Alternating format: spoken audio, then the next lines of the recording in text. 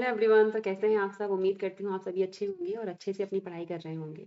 तो आज हमारा स्टार्ट होगा न्यू टॉपिक जिसका नाम है basics of special theory of relativity. ठीक है, तो लास्ट टॉपिक हमारा कंप्लीट हो चुका था।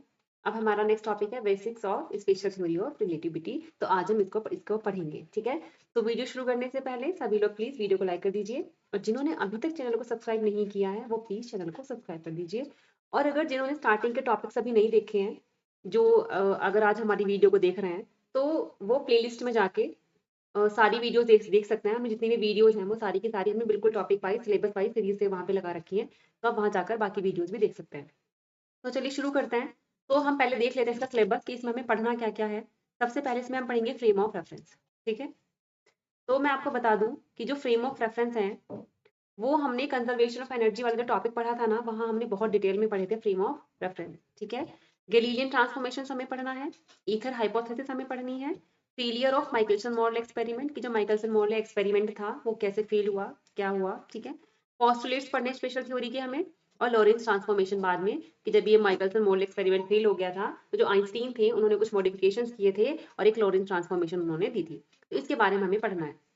तो चलिए शुरू करते हैं। सबसे पहले हम पढ़ेंगे फ्रेम ऑफ रेफरेंस कि फ्रेम ऑफ रेफरेंस क्या होता है। देखो, फ्रेम ऑफ रेफरेंस हर किसी के रेस्पेक्ट में डिफरेंट डिफरेंट हो सकते हैं। ठीक है, जैसे कि मान लिया, जैसे हम एग्जांपल देखें कि कार है ना, तो अगर ये कार जा रही है तो अगर कोई पर्सन बाहर खड़ा है तो उसको कार में जो बैठा व्यक्ति है वो दिखे, उसको लगेगा कि जो वो व्यक्ति है वो रेस्ट में है, वो कार के साथ, क्या वो कार जा रही है ना, तो उसको ये लगेगा कि कार मूव कर रही है।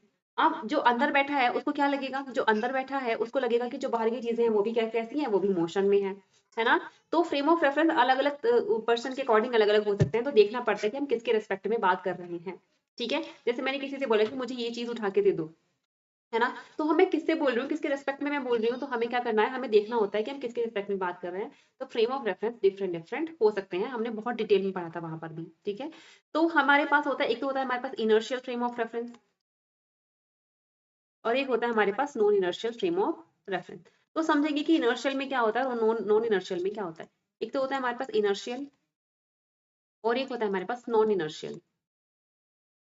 तो याद रखेंगे कि इनर्शियल फ्रेम जब भी हम मान के चलते हैं तो उसमें जो भी हमारा फ्रेम ऑफ रेफरेंस है या तो वो रेस्ट में होगा, ठीक है, या तो वो किस में होगा, या तो वो रेस्ट में होगा, स्टेशनरी होगा, है ना, या फिर अगर वो मूव कर रहा है तो कांस्टेंट वेलोसिटी के साथ क्या कर रहा होगा, मूव कर रहा होगा। इसका मतलब कह सकते हैं कि यहाँ पर जो एक्सेलरेशन है वो क्या होगा, जीरो होगा। और दूसरी बात, यहाँ पर जो न्यूटन्स के लॉ है वो एप्लीकेबल हो सकते हैं, वो अप्लाई डायरेक्ट हो सकते हैं। तो ये था हमारा इनर्शियल फ्रेम ऑफ रेफरेंस। ठीक है, non inertial frame of reference में क्या होगा, non inertial frame of reference में ये होगा कि जो हमारा फ्रेम ऑफ रेफरेंस है वो क्या होगा, मतलब वो कांस्टेंट वेलोसिटी के साथ नहीं चल रहा होगा। इसका मतलब वहां पर जो एक्सेलरेशन है वो जीरो नहीं होगा। दूसरा पॉइंट ये है कि जो न्यूटन्स के लॉ है ना, वहां पर आप डायरेक्टली अप्लाई नहीं कर सकते हो, आपको एक सूडो फोर्स की जरूरत होती है। तो ये होता है हमारा non inertial frame of reference. जैसे कि आप एग्जांपल देख रहे हो, ये कार है ना, तो कार चल रही है, तो मैंने बोला कि भाई ये कोई हमारा पर्सन है जिसकी जो हमारा फ्रेम ऑफ रेफरेंस है, तो या तो ये रेस्ट में होना चाहिए, ये खड़ा है, लेकिन अगर ये मूव कर रहा है इसके रिस्पेक्ट में तो ये भी क्या होना चाहिए, इसकी जो वेलोसिटी है वो कांस्टेंट होनी चाहिए। तो इसलिए यहाँ पर एक्सेलरेशन जीरो होगा। ये मेन मेन पॉइंट हमें ध्यान रखना है। नॉन इनर्शियल फ्रेम में क्या होगा, एक्सेलरेशन जीरो नहीं होगा। ठीक है, या तो वो फ्रेम ऑफ रेफरेंस क्या हो रहा होगा, वो एक्सेलरेट कर रहा होगा या फिर रोटेट कर रहा होगा। न्यूटन्स के लॉ डायरेक्ट आप नहीं लगा सकते हो, इसके लिए आपको एक सूडो फोर्स की जरूरत होती है। ठीक है, तो ये क्या होता है सूडो फोर्स, ये हमने बहुत डिटेल में पढ़ा है वहां पर कंजर्वेशन ऑफ एनर्जी वाले टॉपिक में। ठीक है, तो वहां जाके इसको डिटेल में देख सकते हैं। अब नेक्स्ट हमारा टॉपिक इसके अंदर आता है गैलीलियन ट्रांसफॉर्मेशन। ये बहुत ही इंपॉर्टेंट यूनिट है, यहाँ से लास्ट ईयर भी क्वेश्चन आया था। जब हम क्वेश्चन करेंगे ना भी तो उस क्वेश्चन को भी मेंशन करेंगे। ये बहुत इंपॉर्टेंट है, यहाँ से क्वेश्चन आते हैं बार बार। ठीक है, तो गैलीलियन ट्रांसफॉर्मेशन हम कब अप्लाई कर सकते हैं, जब स्पीड क्या है, जब स्पीड ऑफ लाइट से कम वेलोसिटी होगी तब हम इसको अप्लाई कर सकते हैं। अगर ये इसके इक्वल हो जाए तो हम यहाँ पर गैलीलियन ट्रांसफॉर्मेशन को अप्लाई नहीं कर सकते हैं। मान के चलेंगे कि जो स्पीड है वो स्पीड ऑफ लाइट से कैसी है, बहुत बहुत कम है। ठीक है, अब गैलीलियन ट्रांसफॉर्मेशन क्या होता है, ट्रांसफॉर्मेशन होते क्या हैं, इसके अंदर क्या होता है कि हमारे पास ना जैसे टाइम कुछ कोऑर्डिनेट्स होते हैं, तो उन कोऑर्डिनेट्स के बीच में एक रिलेशन हमें बताता है, कुछ इक्वेशंस हमें मिलती हैं, उन्हीं इक्वेशंस को हम बोलते हैं ट्रांसफॉर्मेशन। तो गैलीलियन ने दी थी तो इसको लिए हम बोलते हैं इसको गैलीलियन ट्रांसफॉर्मेशन। अब होता क्या है इसके अंदर, इन्होंने क्या किया, यहाँ पर दो फ्रेम ऑफ रेफरेंस माने। एक फ्रेम ऑफ रेफरेंस ये है जिसको एस नाम दिया गया और एक फ्रेम ऑफ रेफरेंस ये जिसको एस डैश नाम दिया गया। तो माना गया कि जो एस फ्रेम ऑफ रेफरेंस था वो स्टेशनरी है, मतलब वो रेस्ट पर है। ठीक है, और इनिशियली क्या होगा, इनिशियली और जो हमारा एस डैश फ्रेम है इसको माना गया कि ये मूविंग होगा। ठीक है, अब जब हम स्टार्ट बात करेंगे t is equal to zero time पर, तो ये वाला जो फ्रेम ऑफ रेफरेंस है ये दोनों क्या होंगे, यहीं पर होंगे, ये वाला भी यहीं पर होगा, कोइंसाइड कर रहे होंगे यहाँ पर, ठीक है। अब धीरे धीरे जैसे टाइम बढ़ा तो जो एस डैश फ्रेम था ये वी वेलोसिटी के साथ मोशन में मूव करने लगा। तो मतलब इसकी जो वेलोसिटी है वो कैसी होगी, कांस्टेंट होगी, है ना। तो इसकी वेलोसिटी कैसी है, ये वेलोसिटी कैसी होगी, इसकी कांस्टेंट होगी। तो धीरे धीरे क्या करने लग गया, ये वी वेलोसिटी के साथ में मूव करने लग गया। अब अगर मैं मान लूं कि यहाँ पर कोई पॉइंट पी है, तो इस एस डैश फ्रेम के लिए जो कोऑर्डिनेट्स होंगे वो होंगे हमारे X dash, Y dash, Z dash और टी डैश, ठीक है। और अगर मैं बोलूं कि एक्स के रेस्पेक्ट में इसके कोऑर्डिनेट्स क्या होंगे, तो वो होंगे एक्स, वाई, जेड और टी, ठीक है। तो ये हमारा पूरा सेटअप था किसका, गैलीलियन ट्रांसफॉर्मेशन का। अब यहाँ से हमने क्या क्या चीजें फाइंड की, क्या क्या चीजें हमें पता चली वो देखते हैं। तो सबसे पहला क्या हुआ यहाँ पर कि अब टाइम इज इक्वल टू 0 पर दोनों कोइंसाइड कर रहे थे, अब धीरे धीरे वो मूव करने लगे, है ना। तो यहाँ पर हम बनाते हैं डायग्राम, ये हमारा एफ फ्रेम था और ये हमारा एस डैश फ्रेम है। तो इसके कोऑर्डिनेट ये क्या होंगे, X axis, Y axis, Z axis, है ना, एक्स डैश, वाई डैश और जेड डैश, ठीक है। अब यहाँ पर कोई पॉइंट भी हमने मान रखा है, तो भाई इस वाले ओरिजिन से इसकी जो डिस्टेंस होगी वो कितनी होगी, एक्स डैश होगी, है ना। और अगर मैं स्टार्टिंग से मानूं यहाँ से इस पी पॉइंट तक की डिस्टेंस है वो कितनी होगी, एक्स होगी।